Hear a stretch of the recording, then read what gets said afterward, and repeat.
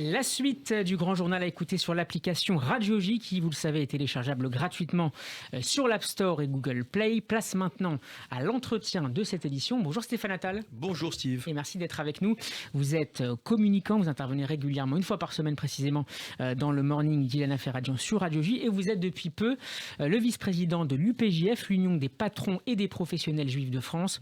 Alors Emmanuel Macron remettra aujourd'hui en personne les insignes de commandeur de la Légion d'honneur au pasteur américain Jesse Jackson, un révérend, figure de la lutte pour les droits civiques outre-Atlantique et qui s'est imposé au fil des années comme l'un des leaders de la communauté noire américaine. Jesse Jackson qui s'est pourtant également distingué par des prises de position sulfureuses, pour ne pas dire clairement antisémites, sur la place des Juifs dans la société américaine ou encore sur la mémoire de la Shoah. Quelles ont été les grandes lignes de son parcours politique et idéologique de cet homme proche de l'antisémite Louis Farrakhan? Il est qualifié d'une voix forte et un leader respecté du Parti démocrate. Par l'Élysée. Par l'Élysée. C'est la caresse dans le dos faite à Joe Biden. L'Élysée et le président ont sans doute ensemble perdu la mémoire. Jesse Jackson est d'abord ce qu'on appelle un prêcheur haineux. Il a tenu des propos racistes contre les Blancs d'abord, contre les Juifs ensuite, et surtout, il a pour héros Yasser Arafat, dont, malgré le prix Nobel, on peut quand même douter... Leader historique de l'OLP. Voilà, qui est le leader historique de l'OLP. Bravo, Steve.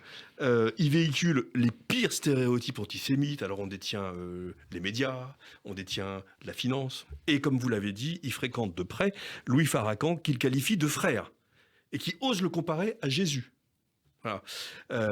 Pour Farrakhan, les Juifs, ce sont des sangsues, pardon, je lis un papier parce que je l'ai noté, et qualifie Hitler de très grand homme. C'est à cet homme-là que Emmanuel Macron va remettre la Légion d'honneur. Il dit aussi que le judaïsme est une sale religion et New York, une ville de youpins. Allons-y, c'est merveilleux. Et pour moi, Jesse Jackson, en fait, c'est le Dieudonné américain. C'est celui qui considère que les Noirs sont les laissés pour compte des Juifs qui contrôlent tout. Donc on est dans un discours incontrôlable et surtout qu'on n'arrivera jamais... Avec une concurrence victimaire entre les deux populations. Exactement. De la même façon que Dieudonné a fait son miel de cette concurrence et a poussé quelque part la population noire et musulmane en France à proférer des propos antisémites, c'est, je trouve, la meilleure comparaison à faire, c'est surtout une erreur de plus de la France vis-à-vis de notre communauté. Alors justement, comment vous expliquez cette décision assez surprenante de l'Élysée ? J'ai deux explications. La première explication, c'est ce que j'ai dit en préambule, c'est que c'est une caresse dans le dos faite à Joe Biden, c'est le Parti démocrate. Il y a peut-être d'autres manières de le faire. Il y a peut-être d'autres manières de faire, surtout que je pense que la France a son mot à dire dans le dialogue international, et c'est une caution morale donnée aux islamistes. Et c'est quand même troublant que cette Légion d'honneur interviennent à quelques semaines de la conférence dite. Et on va en reparler dans un instant, Stéphane Attal. Ces dernières années, pour terminer sur Jesse Jackson, il n'a pas manqué également de cibler directement Israël, alors que son fils était proche de la campagne de Barack Obama lors de la présidentielle de 2008. Jesse Jackson estimait, je cite, que la victoire de celui qui était alors le sénateur de l'Illinois affaiblirait, et je mets des guillemets, les sionistes qui contrôlent la politique américaine depuis des décennies. Alors vous citiez tout à l'heure ce conseiller de l'Élysée qui a interrogé le site Valeurs Actuelles.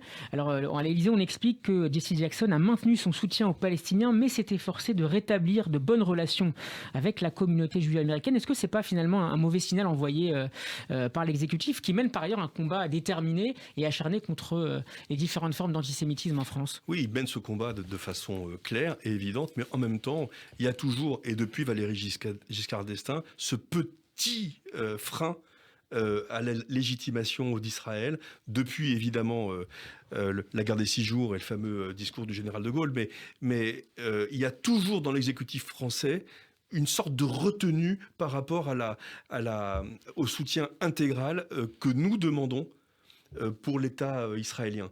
Mais là, c'est pas seulement l'État israélien. Je veux dire, c'est un antisémite notoire qui est découvert. Attention, il est commandeur, il n'est pas chevalier. C'est-à-dire qu'il y a des soignants qui mériteraient largement d'avoir la Légion d'honneur, qui ne sont pas sur les listes de décoration. Et c'est le président de la République en personne qui remettra ces insignes. Pourquoi ? Je pense que c'est un signal envoyé à l'Amérique démocrate, Qu'est-ce que vous voulez que je vous dise? C'est très triste et c'est pas ça qui va rassurer nos coreligionnaires. Alors l'antisémitisme, justement, il en sera forcément question à la rentrée. Vous l'évoquiez tout à l'heure, Stéphane Attal, avec un événement international important. L'ONU célébrera en effet le 22 septembre prochain le 20e anniversaire de la fameuse conférence de Durban. Une conférence qui fut le théâtre d'une apologie de l'antisémitisme et de l'antisionisme rarement vue alors à l'époque. Avant de revenir ensemble sur les participants à ce sommet, expliquez-nous, Stéphane Attal, pourquoi Durban 2001 a marqué un moment charnière, une rupture en matière de haine anti-juive. Durban 2001 est le terreau de la nouvelle judéophobie. Le sionisme y a été assimilé par Kofi Annan lui-même de racisme. C'est là que s'est construit un nouveau discours, des nouveaux éléments de langage. Israël État raciste, Israël génocidaire, Israël pays apartheid. Donc Durban a diffusé dans l'opinion et par l'intermédiaire d'organisations islamistes et terroristes un vocable qui devient de plus en plus courant. Et c'est dramatiquement dangereux parce que c'est ce soft power à l'envers qui fait qu'aujourd'hui, les haines sont exacerbées. Je rappelle que l'Angleterre et le Canada, notamment, se sont retirés de cette conférence en raison, et je cite, de craintes antisémites. On considère que ce qu'on a vu à l'époque, il y a 20 ans donc, pourrait se reproduire, voire s'aggraver au mois de septembre. Et notamment en donnant la part belle à l'Iran, qui, lui, n'a pas renoncé à venir à cette conférence. Donc, nous, à l'UPJF, on demande clairement, par le biais d'une pétition que nous avons mise en ligne hier soir, de renoncer à se rendre à cette conférence qui est pour nous indigne de la grandeur du pays des droits de l'homme. Donc c'est un appel qui a été publié sur le site... qui a été publié sur les réseaux sociaux pour l'instant, sur le compte UPJF Forum, sur nos comptes personnels, enfin vous le trouverez un peu partout, et c'est sur change.org, et ça s'appelle renoncer à Durban 4. Est-ce que vous avez un objectif de signature? Oui, alors on est à l'heure où je vous parle, donc ça fait moins de 24 heures, on a dépassé une centaine de signatures, mais surtout ce qui est intéressant, c'est qu'on a dépassé les 50 partages. Donc ça commence à venir tout doucement parce que c'est dans la communauté. Vous êtes le seul média qui nous interroge évidemment sur ce sujet.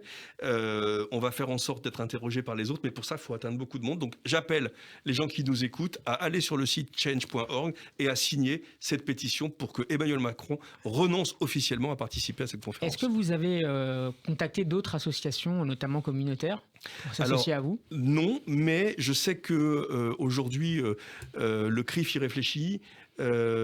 Francis Khalifa, hier, lors de la commémoration de la rafle du Veldiv, a rappelé la conférence de Durban. Donc il y a certainement des choses qui vont être faites. Nous appelons évidemment toutes les institutions communautaires à suivre notre mouvement. On les accueille très volontiers et à eux aussi, je leur dis d'aller sur change.org ou de nous appeler. Comment comprenez-vous, ça sera ma dernière question, Stéphane Attal, que les États-Unis et l'Angleterre, vous l'avez dit tout à l'heure, ont pris position très clairement contre toute participation à cet 20e anniversaire de la conférence de Durban, alors que Paris, qui est pourtant pas silencieux sur d'autres sujets en matière d'antisémitisme, ne l'est pas fait déjà depuis plusieurs semaines ou plusieurs mois? Paris a peur des attentats. Paris a peur des islamistes.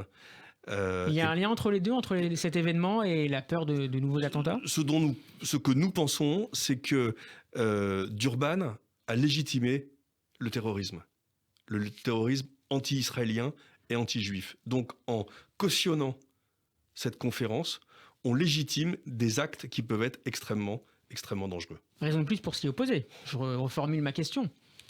Raison de plus pour que la France s'y oppose plus clairement et boycotte. Bien sûr. Raison de plus pour que la France boycotte ça. Il n'y a aucune raison que la France. Il y a 8 grandes démocraties qui ont renoncé officiellement, dont quand même l'Angleterre et le Canada. Et la République tchèque, si je ne dis pas de bêtises. Exactement, la République tchèque. Je ne vois pas du tout l'intérêt pour Emmanuel Macron d'aller risquer un problème d'image important à quelques mois de l'élection présidentielle. Je pense que si j'étais dans son entourage, je lui conseillerais de renoncer et puis de trouver des bons éléments de langage pour justifier son renoncement. Et on suivra ça évidemment de très près. Merci beaucoup Stéphane Attal. Je rappelle que vous êtes communicant et désormais vice-président de l'Union des patrons et des professionnels juifs de France. Votre interview est à retrouver notamment sur la page YouTube de Radio J. Merci à vous et à très bientôt. Merci, à très bientôt Steve.